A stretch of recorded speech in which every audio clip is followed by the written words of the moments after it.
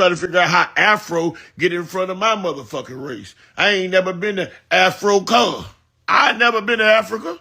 Afro or Africa. Never been there. I'm not from Africa. I'm born and raised in Goose, Florida. I'm born in Goose, raised in Liberty City in the Poker Bean Project. Ain't never went to Africa. Ain't thinking about going there. And I heard it's a beautiful place. Yeah. And I know it's the motherland. Yes. But not my mother, not her mother, and not her mother's mother. That ain't their land. America, real true land is right here in the U.S. soil. And you know what? I can't even blame George Bush for Trick Daddy ignorance, because the No Child Left Behind Act had get passed in like 2001, 2002. So he just being ignorant, like a lot of y'all who are agreeing with him. Because I'm looking at these comments and it's like, it don't make sense. It's giving y'all not using your brain. Like, you don't have to be born in Africa to be African. You don't have to be born in Africa to be African. You don't have to be born in Africa to be African. But you know what? I'm going to let Dr. Kwame say him best. He was the first president of Ghana, and he led them boys towards independence.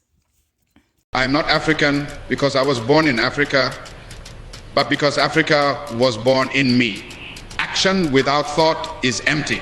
Thought without action is blind. It is clear that we must find an African solution to our problems, and that this can only be found in African unity. Divided, we are weak. United, Africa will become one of the greatest forces for good in the world. But moving on, according to this clip I'm about to show y'all, Trick Daddy's also talking about being Gullah Geechee and how them boy eat a lot of rice.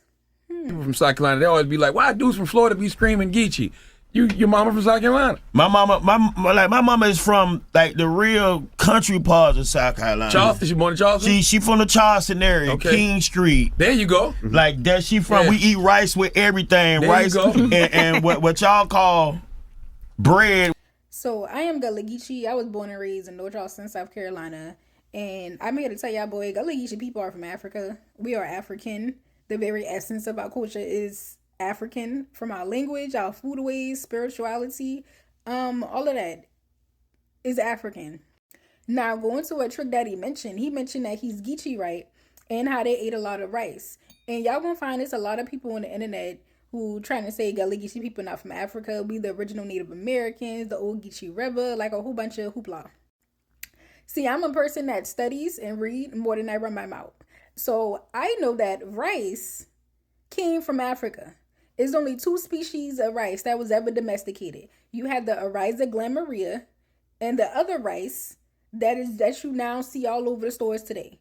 And that is an Asian rice. The Oryza glamourea, that is known today as Carolina gold rice, is an African rice.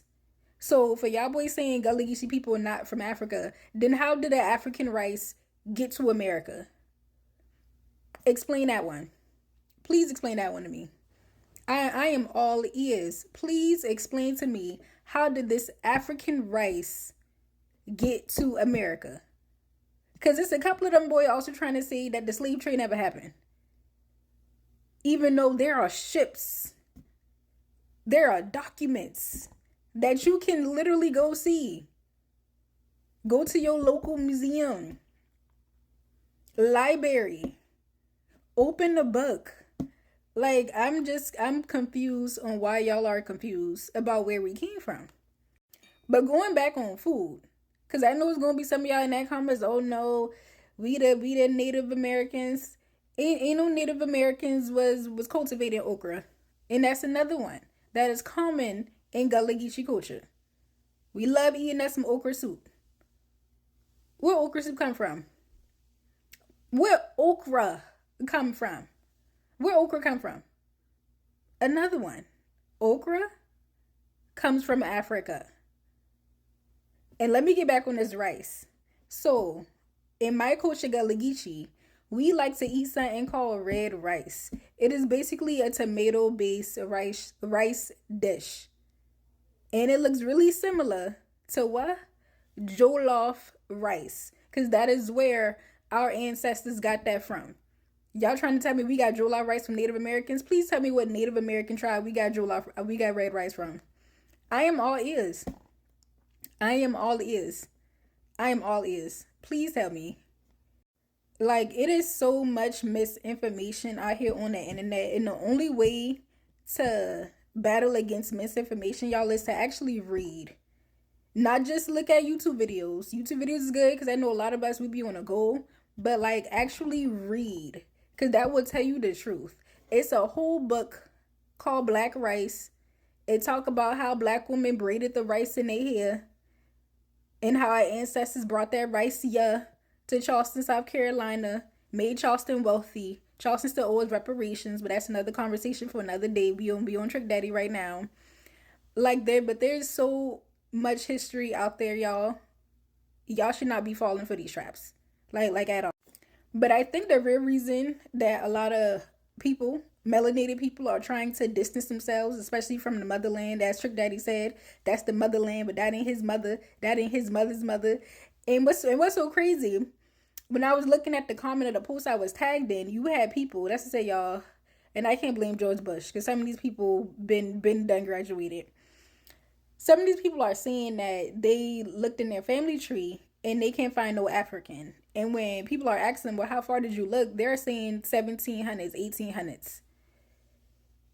And when I say I really had to stare at my screen for a couple seconds, really I feel like I stared at my screen for like 1 or 2 minutes, more than a second. Because I'm just like, there is no way. These are grown people saying, you looked into your family tree, but you stopped at the 1800s and determined that you couldn't find no person directly from Africa, that you're not from Africa.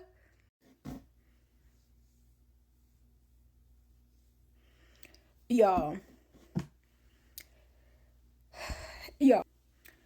Now, I'm from Charleston, South Carolina. South Carolina is low. We are ranked low at the bottom for education. But even I know the first Buckra that came to America and invaded ain't happening to the 1600s. And when they invaded, they brought our ancestors from Africa with them. By the time it got to the 1800s, you already had plenty of native-born population of people who was already born and raised in slavery in America. Their parents' probably came from Africa, but by then, of course, they're not going to be directly from Africa. And to me, this is common knowledge. I ain't even going to say, you know what, I'm a teacher, I like to read. I'm not even going to blame that on nothing. I'm going to say, y'all, it is really up to us to really seek real information. Like, at one point in time, it was illegal for our ancestors to learn how to read or write. A book in their hand was a death sentence.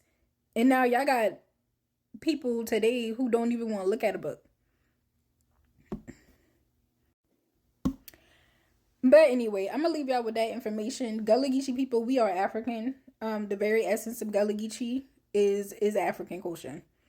When a lot of people introduce us, they like to introduce us as Gullah Geechee people, descendants of enslaved Africans. However, I do not accept that terminology.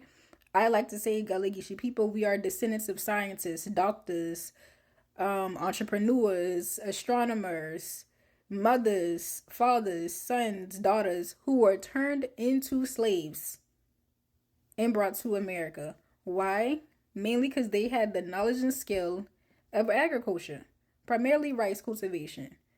But we had a direct connection to that land. And if you go to the motherland today, you will see that a lot of our people connect with folks who are still tied into the land. Agriculture is still a huge part of West and Central Africa. People over there still eat rice. Rice is a huge part of the culture. And rice is like the central key to Gullah Geechee identity. I would say, like, we still eat us some rice. We eat rice for breakfast, lunch, and dinner. He is saying that a meal ain't complete without a pot of rice. Matter of fact, I'm about to make me some red rice now. But anyway, for any of y'all boy who want to learn the real history, not that hoopla they got going on, check out my website. I got some free courses, free and affordable courses that's talking about Gullah Geechee people, which we are just coastal African Americans. And there's the African in front of American because our ancestors came from Africa. And there's not a European when you're talking about European Americans because they are the ones that colonized America. So they made themselves the standard. But I'll talk all about that and on my own courses. So make sure y'all boy tap in and y'all have a good one. And make sure if you ain't did nothing today, make sure you pick up a book. And you can grab my book, Gullah Geechee Adventures, Hoodoo Magic on Amazon right now.